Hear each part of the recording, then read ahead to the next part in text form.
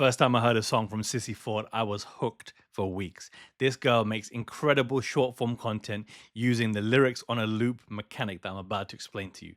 She chooses one key timestamp of her song and records it over and over and over again in the pre marketing period until you're dying to listen to the full song.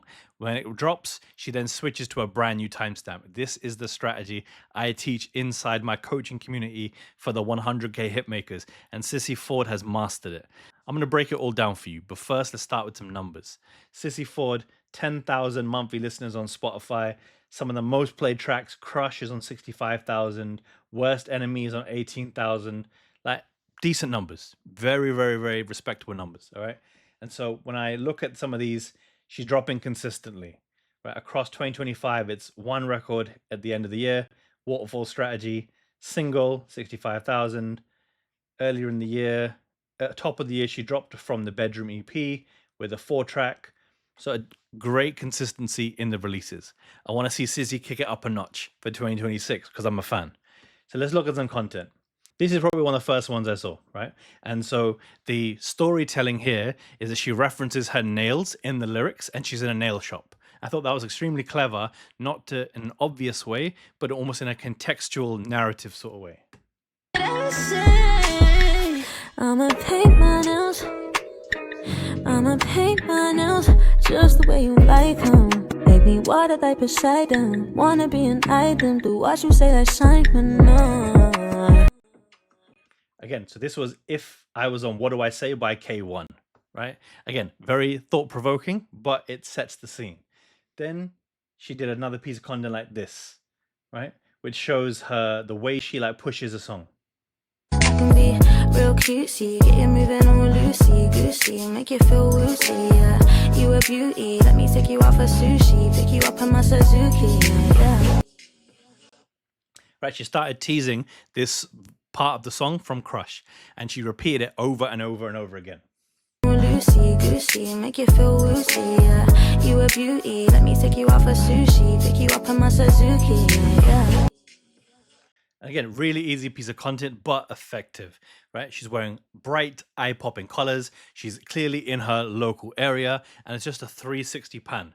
So the friend is just saying, look, wherever you walk, I'm going to face the camera to you.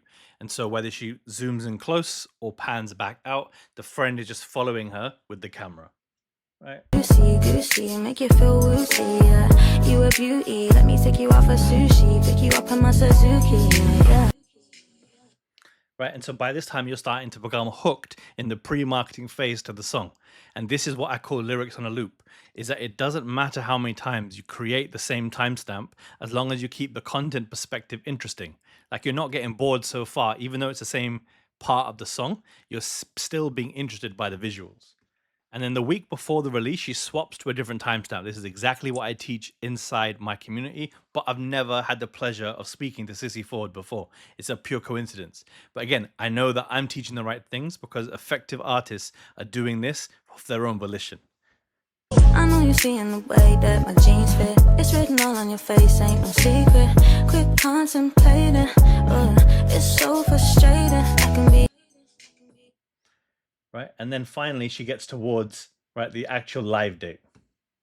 I know you seeing the way that my jeans fit. It's written all on your face, ain't no secret.